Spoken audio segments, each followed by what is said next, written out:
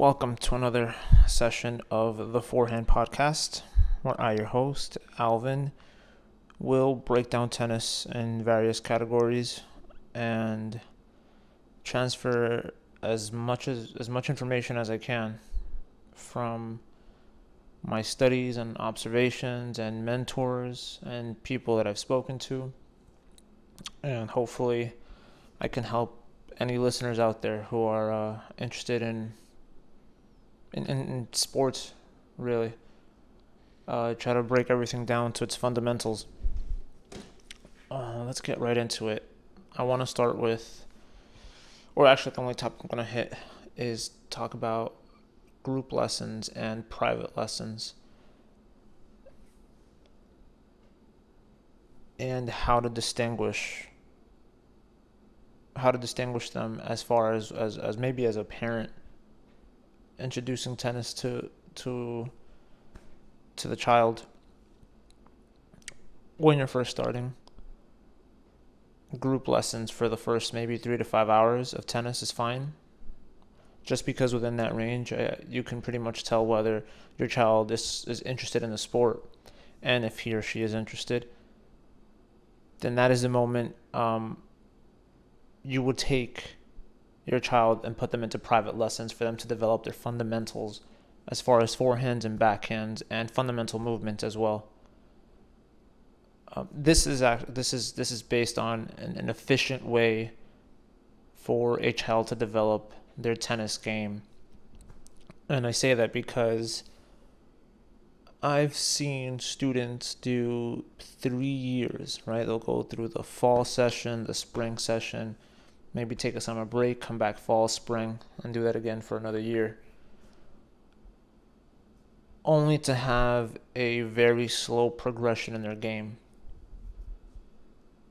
And that is not only just time consuming, it is also I think, well, it's also a waste of money. I'll just say I think it's a waste of money, because if done correctly by a good coach, they can develop the students' fundamentals in a private session within 3 to 7 hours, depending on the age, obviously. But nonetheless, I think within that time frame, you would get a lot more done than you would in a 15-hour group session. And there's a lot of things that play into that effect between the privates and group. Obviously, pointing out that the privates, you have that one-on-one attention with the coach, but not just that. I think that in the group sessions, right, the obvious thing is that the coach doesn't have that much time, as much as he or she would like to give that one-on-one to a student. It's just not as efficient as it would be if it were private. Now, that being said, this is within maybe the first year, right? Within the first year, you do those 3 to 5 hours of a group just to see if you like it, just to see if your child likes it. And then after that, if the answer is yes, or they want to pursue it or are interested, move them into privates where they can develop their fundamentals. The fundamentals to the point where a group session no longer plays an effect on their fundamentals, because that becomes an issue later on, where the students develop their fundamentals, and then as soon as they're put into a group session, maybe too soon, in that group session, their fundamentals tend to fall apart only because of their lack of attention that is given to them, maybe by the coach, and also by the other effects that have into group sessions, which are things like games that they play, or simulations of points. And at that point, it's no longer about developing a strong fundamental game. It becomes about winning or trying not to lose. And when you play the try not to lose game, you do whatever you can to get that ball back in play, and that's where bad habits also tend to develop. And then it just becomes you become confident with those bad habits, and it becomes a long-term issue as opposed to something beneficial. So that those are one of the few things that does definitely come into effect as far as group lessons or transferring from a private lesson to a group lesson. Going back to those private lessons, making sure that your student is developed to the point where they're fundamentally sound on the forehand and backhand, because if you go through all the ground strokes, I mean, if you can go through all the ground strokes, by all means, that's even better, right? Because by the time you're going to be placed in a group lesson, you're going to be placed in a group that is to your level or better than your level, and ideally is always better than your level that you want to participate in, so you can keep growing.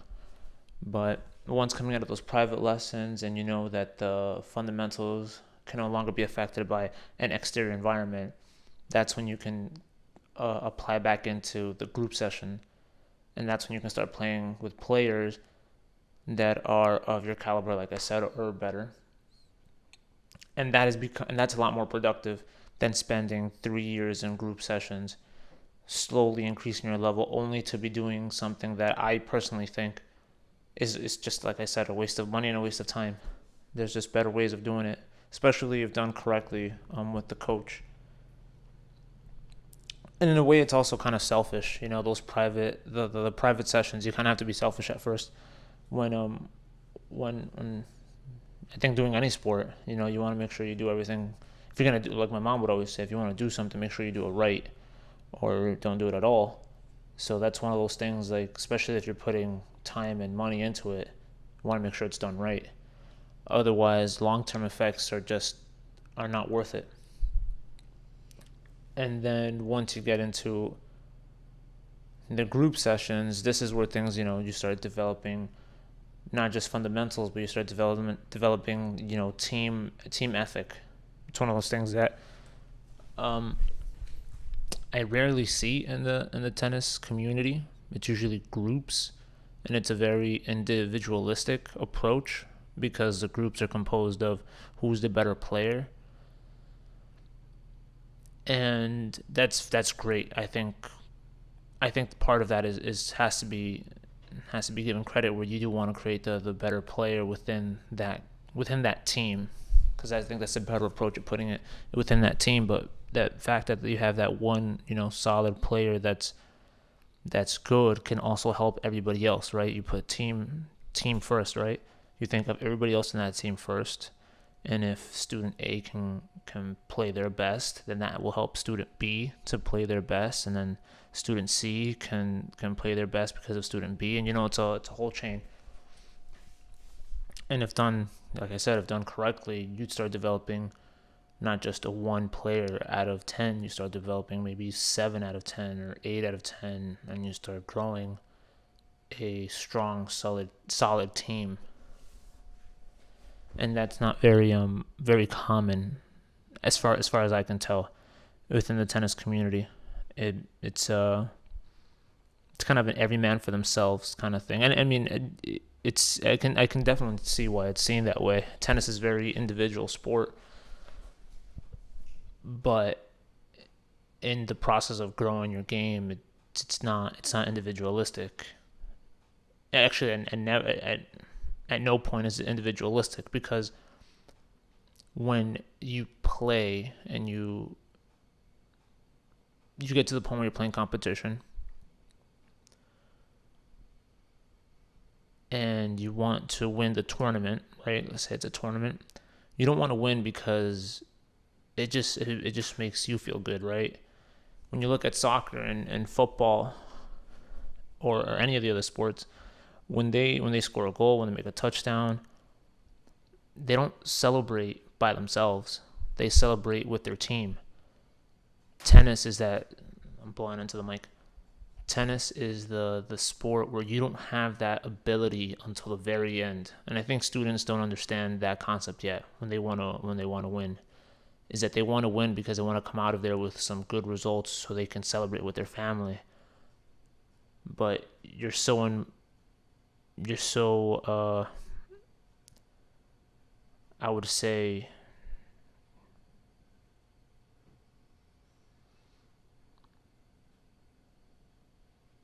maybe you're so self-centered throughout that whole process that you can't really distinguish the reason as to why you win, right?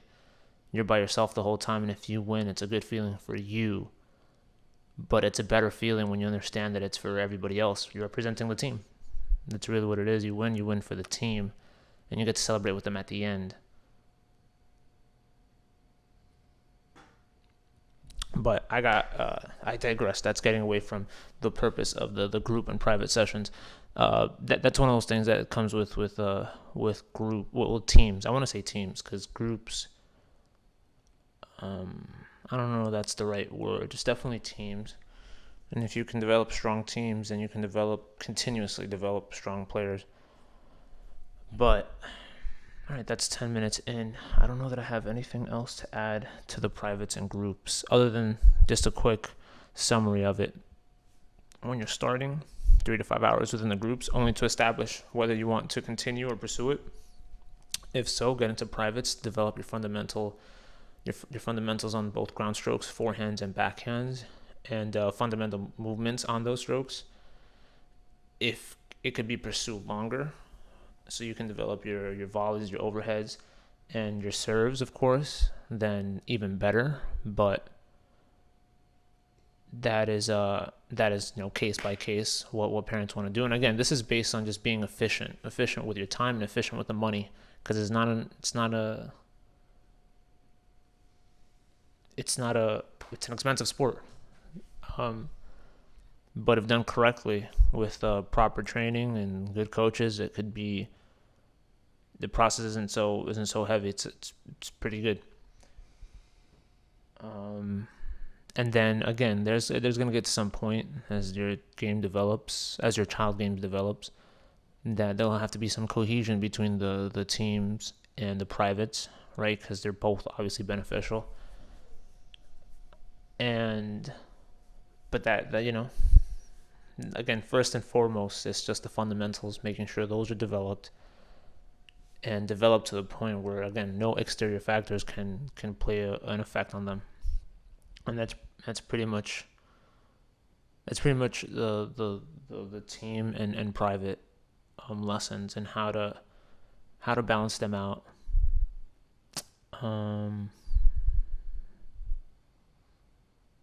There's got to be a bit of patience too, I think, to this as well when first starting.